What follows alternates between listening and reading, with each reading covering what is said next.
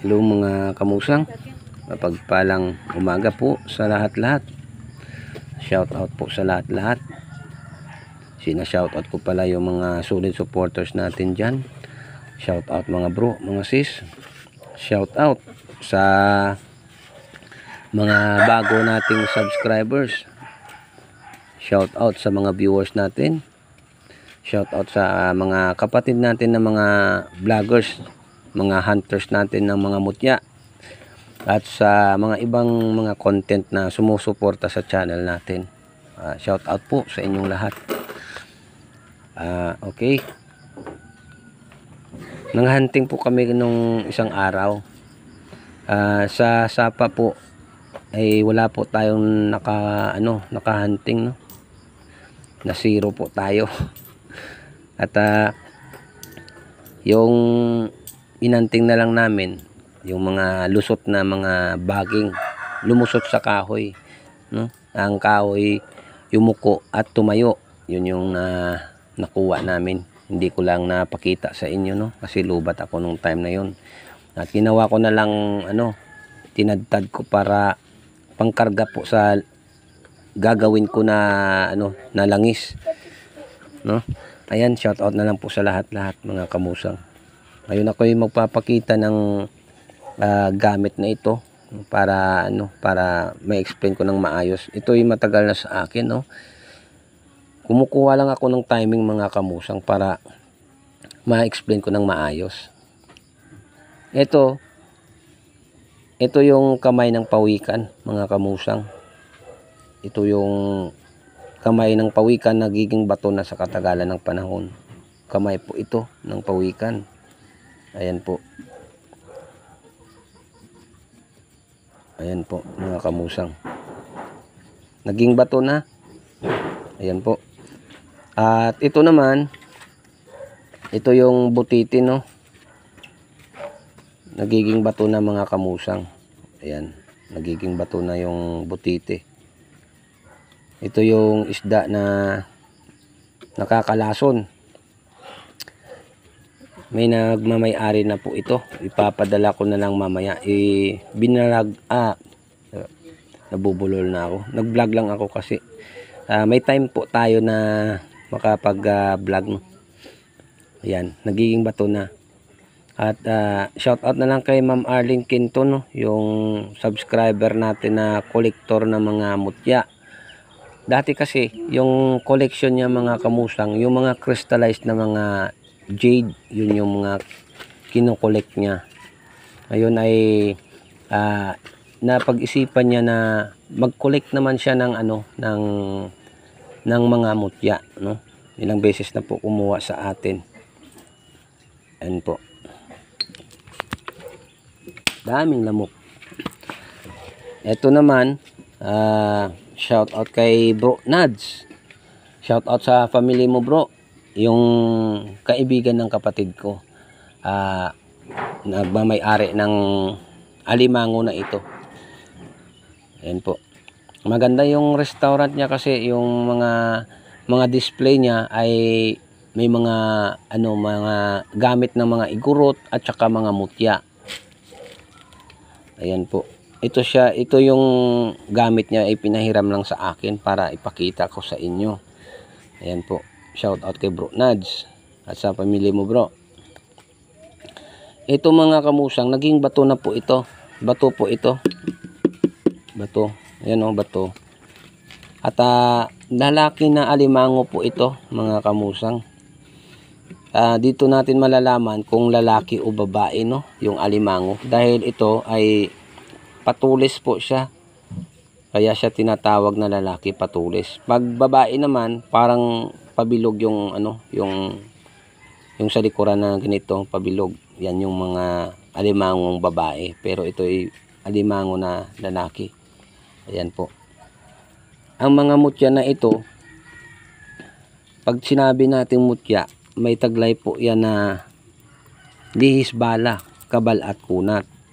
May taglay po na tagabulag pag sinabi po natin na mutya. Pero may dagdag po na kakayahan po at may mga bawal po sa mga ibang mga mutya, no? katulad sa kidlat. Ito yung kidlat ay bawal po talaga yan sa negosyo. Ito yung kidlat ay gamit po pang-iwas sa disgrasya, pang-iwas sa mga masasamang tao. Iniiwasan po kayo pag may tinatangan po kayo ng kidlat. At pangontra po sa mga kulam at saka barang, sa mga elemento, lamang lupa or espiritu. Ito yung ginagamit. Umiinit po. Ang kaibahan lang sa mutya na ito, sa kidlat, ay bawal po yung kidlat sa negosyo. Kasi po, na ano ko po yan, naranasan ko rin po yan na nung ako'y nagtatrabaho, nagninegosyo.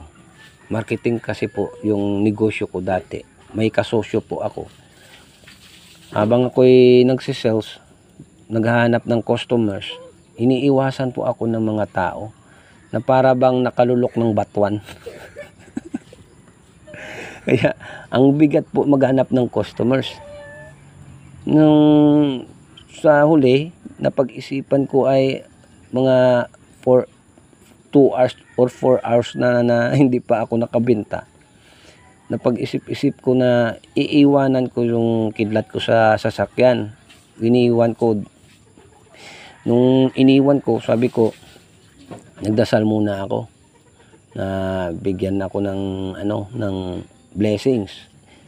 Nung pumunta naman kami sa isang province, doon po ako nakabinta at nakabawi po ako sa oras na nasayang ko. Sunod-sunod na po yung pagkakuha ko ng customers. No? Yung mga product ko kasi mga kamusang, yung mga packing tape, electrical tape, yung mga Pioneer, mga Rugby, yung mga Bulkasil, yan yung mga gamit na mga product ko. Yun po, tuloy-tuloy na po yung pagpasok ng swerte sa akin. At doon ko naisip na bawal po talaga yung kidlat sa negosyo. Yun lang po sa akin, no, kasi na-experience ko po. No? Hindi naman ako nagsasabi na huwag kayong maniwala sa iba na swerte daw ang kidlat. Hindi po ako ang sa akin lang po ay na-experience ko lang po. No? Ayaw ko lang po na magkatapak ako sa kapwa kong antingero at antingera dyan. No? Sa experience ko lang yan po. At ito rin po yung kidlat ay nagamit rin po ito ng isang subscriber ko na taga ibang bansa, na yung asawa niyang lalaki na mild stroke po, naka wheelchair. Nung time na yon, kumontak sa akin yung taga ibang bansa, Pinay rin po siya, no? Pinay rin po. Mga citizen America po sila. Nag-contact sa akin at nagtanong sa akin kung may mga gamit ako na para mapagaling niya yung asawa niya. Tinignan ko naman po kung may mga sakit sa spiritual. Wala naman po sakit. Physical lang po talaga. Kaya ang ipayo ko lang sa kanya, magpa-therapy po siya. Pero sinabi niya sa akin na pa-therapy na, pero ganun pa rin.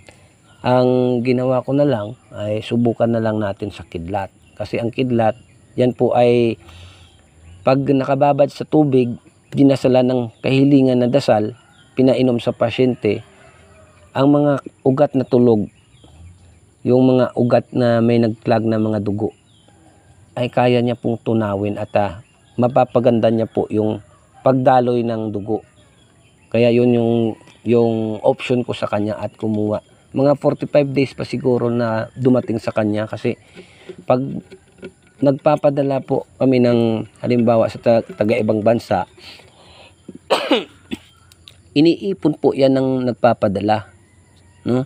Iniipon po yan. Tapos kung marami-rami na yung mga nagpapadala rin, sinasali na po yung pinapadala ko at doon na ipapadala agad. Hindi lang po na pag mapapadala po kami dito sa post office ay didiretso agad na ipapadala sa ibang bansa. Iniipon po pala yan, no? Para mapinsan na po ang papadala sa ibang lugar. Nung nagamit niya na po, pinababad ko sa kanya sa tubig at pinadasalan sa kanya, Sinisirbi niya tubig sa asawa niya, palihim, pantago po. Kasi ay yung asawa niya ay hindi po naniniwala sa ganito. Yung asawa niya ay hindi po naniniwala, yung lalaki. At yung babae naman ay nag-ano lang po, no? Kumbaga 50% sa paniniwala, 50% sa alinlangan. Pero sinubukan niya po.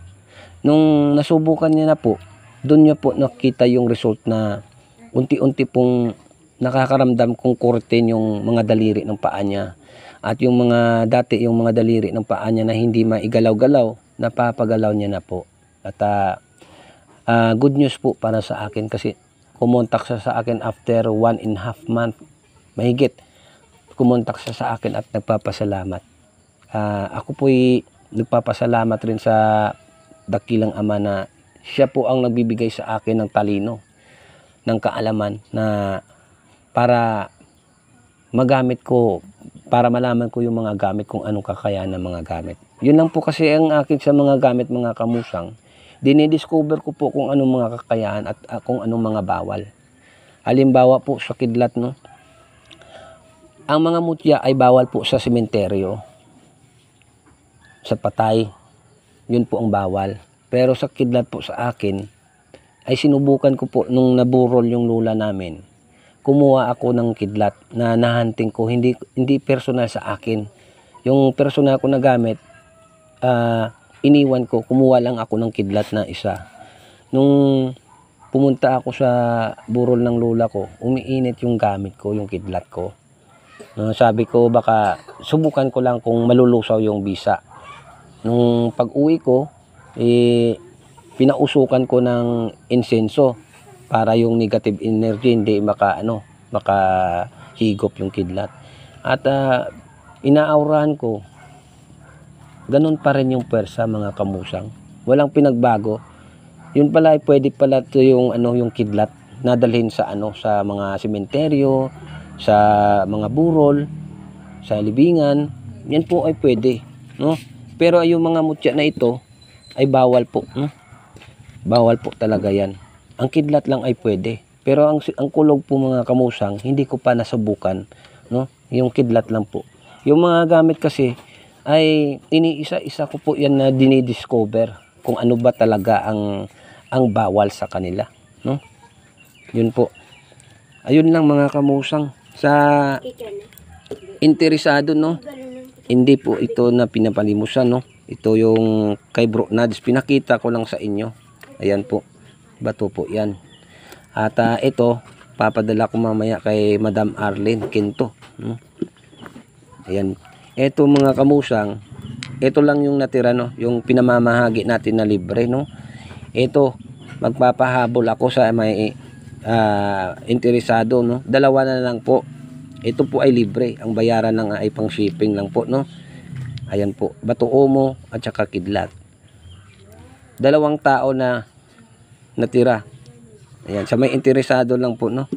Ayun. Nung naghanting tayo sa nakaraang araw ay wala tayong nahunting sa sapa. Puro mga mutya ng kahoy, no? Okay. Yun lang, hanggang dito na lang, mga kamusang. Maraming salamat. God bless po sa lahat-lahat.